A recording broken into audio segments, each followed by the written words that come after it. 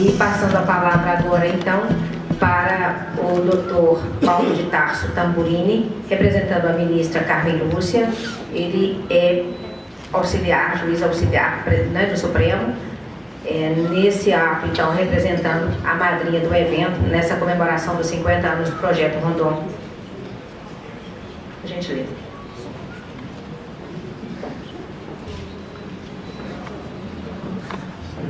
Professora Mônica, eu peço escusas à mesa, mas na pessoa da senhora, eu pessoalmente gostaria de saudar todos os rondonistas do país todo e especialmente aquela vontade, e ouvindo suas palavras, eu sempre acreditei na ideia não só da força humana que realiza, mas precede a força humana o sentimento do coração, o ideal, o sonho.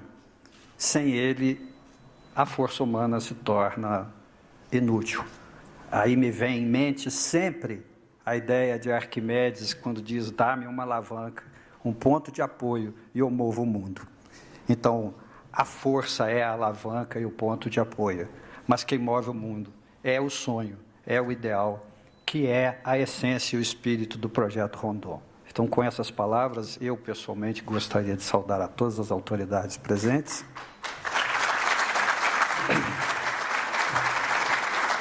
E, iniciando a formalidade legal, é sempre uma dificuldade imensa representar alguém e não teria nem palavras para dizer da dificuldade de representar Sua Excelência, a senhora ministra-presidente do Supremo Tribunal Federal e do Conselho Nacional de Justiça, a ministra Carmen Lúcia, e dizer de como me senti tão honrado e sensibilizado quando Sua Excelência telefonou à professora Mônica, dizendo que, infelizmente, não poderia comparecer e estaria designando o seu juiz auxiliar para vir. Me deu um frio no estômago, mas eu fiquei muito feliz pela essência de estar aqui falando sobre o Projeto Rondon. E espero conseguir, em pouco tempo, explicar por quê. Eu fui professor universitário durante 23 anos e participei de diversas missões das Nações Unidas enquanto magistrado, uma delas na África, durante quase um ano, e essa experiência me remete ao passado. Quando criança, na cidade de Alfenas, e minha mãe, professora da Universidade Federal de Alfenas, com toda a sua animação, estimulava os seus alunos do curso de farmácia bioquímica e odontologia da então EFOA, na época, a participar do Projeto Rondon. Até porque o próprio Rondon, amigo e conhecido de meu pai, gerava aquela ideia de engajar os alunos, não só na ideia de integração, que era a ideia inicial, mas no sonho de realizar algum ideal de auxílio, de contribuição da sua força, do seu know-how, da sua vida, em prol de alguém, de alguma coisa, de alguma causa, de alguma comunidade. Era a alavanca e o ponto de apoio necessário para se mudar alguma coisa. E eu ficava sonhando em poder um dia participar daquele projeto e já pude presenciar, não um aviãozinho, mas um embarque num Hércules C-130 da FAB, que me encantou ainda mais, né? Mal sabia eu que depois de alguns anos eu pegaria aquele avião para ir para a África e ficaria preso nas Correias, ali atrás, com uma escala na Ilha do Sal. Mas, e ficava assim, e depois uma frustração imensa, professora, que hoje eu estou muito feliz de dizer que estamos trabalhando, e da minha colega, a doutora Deise, a juíza federal, que começou, de certa forma, a ideia de colocar o direito dentre aquelas possibilidades de participação do Projeto Rondon. E eu falava assim, poxa, mas como aluno de Direito, acho que a gente poderia também contribuir nos meus idos de faculdade. Fui pedir, na época e tal, falei, me ofereço para fazer qualquer coisa, consertar telhado, calha, varrer rua, mas eu quero participar e tal. Mas você faz Direito. Então, eu vou dizer, não, Direito eu faço, eu quero fazer algo direito também. E aí,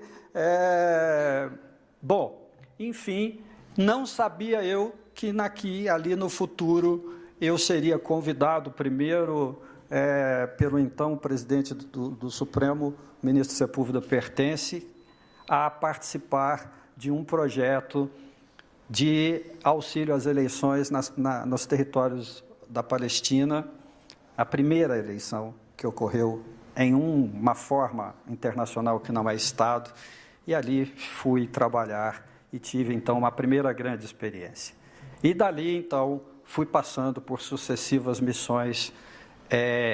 Na minha ideia, assim, será que ele aguenta mais uma? E aí iam intensificando as missões, até que finalmente me designaram para preparar todos os juízes da República do Congo, em antigo Zaire, né, para fazer também a primeira eleição. E aí, dali, um ano, nós ficamos fazendo missões de todos os gêneros pelas Nações Unidas. E aí foi, então, que eu tive a minha primeira experiência de contribuição, de oferta, de participação na construção de uma coisa maior do que o nosso dia a dia e a nossa rotina. E, em seguida, eleito conselheiro do Conselho Nacional de Justiça, aí sim, então, eu pude fazer o meu projeto Rondon, conhecendo todo o Brasil, e em diversos projetos na Amazônia e em todos os cantos do Brasil. Mas eu gostaria de deixar registrado que o fato que talvez as pessoas que não participaram de algo assim e que ainda vão participar seguramente, e aqueles que já participaram vão entender muito mais profundamente o que eu quero dizer, nenhum de nós volta a mesma pessoa. Mas definitivamente mudamos em todos os sentidos. Primeiro, porque eu acho que a experiência de estar em uma possibilidade, em uma oportunidade muito rara na vida de um ser humano, que é poder entrar em contato com valores diferentes e ter o raciocínio de colocá-los em frente aos nossos, algo que um juiz faz diariamente quando trabalha, mas em sociedades tão diversas e tão diversificadas em todos os sentidos, dos hábitos alimentares aos hábitos sociais, aos hábitos religiosos, e você colocado em confronto com aquilo, a ideia primeira que vem todos os seres humanos deveriam ter essa oportunidade sagrada de aprender que os seus valores são relativos. Não existe um valor absoluto. Não existe um certo universal imutável.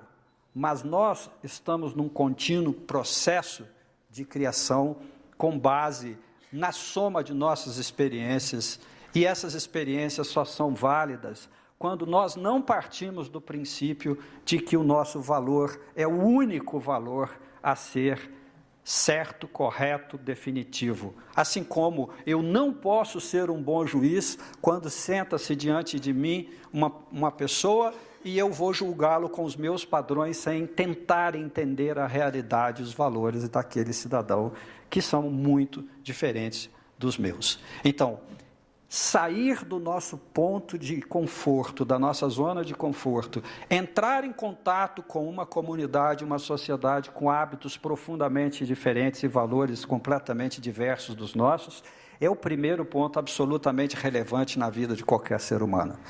É o primeiro ponto pelo qual nós não voltamos nunca mais os mesmos seres. voltamos sempre com muitos questionamentos.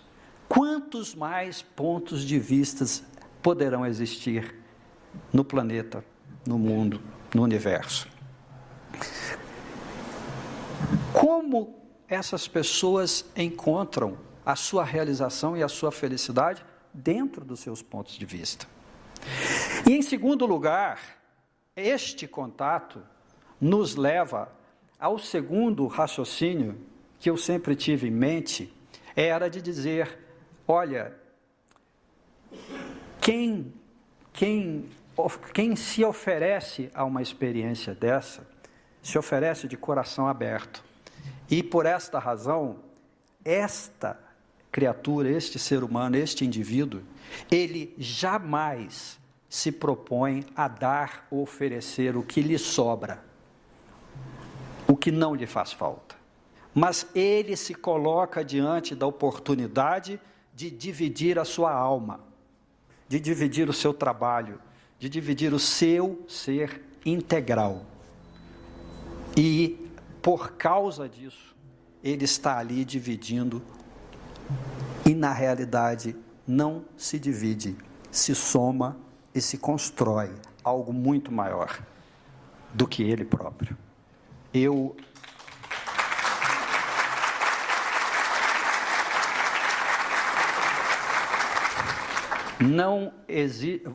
Oscar Wilde, em uma de suas obras, se não me engano, chama Tales, ele tem uma descrição muito interessante que ele diz assim: o cínico é aquele indivíduo que sabe o preço de tudo e não conhece o valor de nada. Eu acredito que o Projeto Rondon talvez seja uma das maiores oportunidades para qualquer ser humano, de qualquer área, aprender o valor humano das coisas. E aprender a diferenciá-lo de preços. Preço é fácil, valor é construção, valor é trabalho, valor é colocar o ideal em ação, valor é se colocar com humildade diante de outros valores, com a certeza de que eu não tenho o monopólio da verdade, nem nas minhas crenças, nem nas minhas ideologias e, sobretudo, nos meus valores. Mas estar sempre aberto a somar e processar, criando algo novo para a humanidade, para o ser humano, para uma sociedade melhor. E eu acredito que isto é a noção precisa de justiça, da melhor justiça, que é repartir, mas repartir com o ideal de somar, não de subtrair de si próprio. Quando alguém passa pela experiência de dizer, eu vou fazer caridade, então eu vou dar alguma coisa que me sobra, que não me faz falta, ou que não tem valor mais para mim. Isso é a coisa mais simples e fácil de se fazer. Mas a verdadeira caridade, que vem ser o pilar essencial de uma noção maior de justiça estendida, é aquela em que eu me ofereço por inteiro a dividir o que eu tenho e, sobretudo, o que eu sou. E dizer a todas aquelas pessoas com as quais eu conviverei durante este processo, eu estou aqui integralmente para ser dividido, compartido, repartido com todos, para que nós possamos juntos criar algo bom e, sobretudo, a todos vocês que vão participar, uma experiência que seguramente quem já participou jamais esquece. Um sorriso, um olhar de gratidão.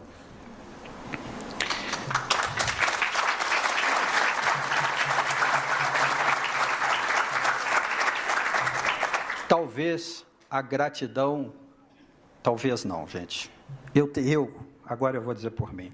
Eu tenho certeza absoluta, por fé, que a gratidão é depois do amor incondicional, uma das maiores valias e um dos maiores valores que um ser humano pode ter. Quem não é grato, não conhece justiça, não conhece fidelidade, não conhece lealdade. E quem trai um valor como a gratidão, trai o valor de todos os gratos do mundo inteiro. Quem ajuda alguém a sentir um bom sentimento pela primeira vez e que produz o sentimento de gratidão, não tem a menor ideia da dimensão e do tamanho do valor que está oferecendo àquele outro ser humano. Nunca se esqueçam disso. E este valor agrega a nossa vida, a nossa alma e vai conosco, nos estimulando cada vez mais a fazer mais. Sempre mais. Porque ajudar alguém, não em busca de gratidão, simplesmente, incondicionalmente, poder oferecer algo que eu sou, que não essencialmente que eu tenho, mas no sentido integral do ser. Fazer aquela pessoa refletir e crescer, ajudando a nós próprios a fazer o mesmo processo, talvez seja uma das experiências mais gratificantes que nós possamos encontrar na vida. E, finalmente, professora, eu gostaria de dizer da minha felicidade, de dizer que Sua Excelência, a senhora ministra-presidente, decidiu começar a trabalhar na ideia de um projeto Rondon para a justiça, como nós já fazemos em diversas regiões do país. A justiça itinerante, a justiça... Eu participei, por exemplo, de uma justiça itinerante nos rios da Amazônia, onde nós temos barcos do judiciário, e você ver experiência e vivenciar experiências. Eu nunca vou me esquecer, em uma das aldeias de Roraima, em que um casal de velhinhos que já tinham trinetos vieram nos pedir para que nós pudéssemos casá-los, porque eles viviam a vida inteira, 68 anos juntos, e não tinham vivido a experiência de casarem, porque nunca ninguém... Era muito difícil sair daquela região e chegar a um lugar onde pudesse. E eu, inclusive, virei juiz de paz e casei os dois na aldeia. Espero que tenha dado certo depois que casou. E mais interessante de tudo, havia uma anta, literalmente, o animal, que era o convidado de honra da família, porque acharam na floresta, e a família inteira, depois a aldeia inteira, criava aquele animal como animal de estimação. Eu tenho uma foto belíssima dessa cena, em que eu jamais vou esquecer na minha vida, tanto que eu estou me lembrando aqui há tantos anos depois, e voltei para casa com uma felicidade enorme de ver um sonho realizado e que não me custou absolutamente nada, mas que me deu uma imensidão de coisas. Então, é este o valor. E eu espero, sinceramente, que aí, então, depois dos 50, eu vá fazer o projeto Rondon.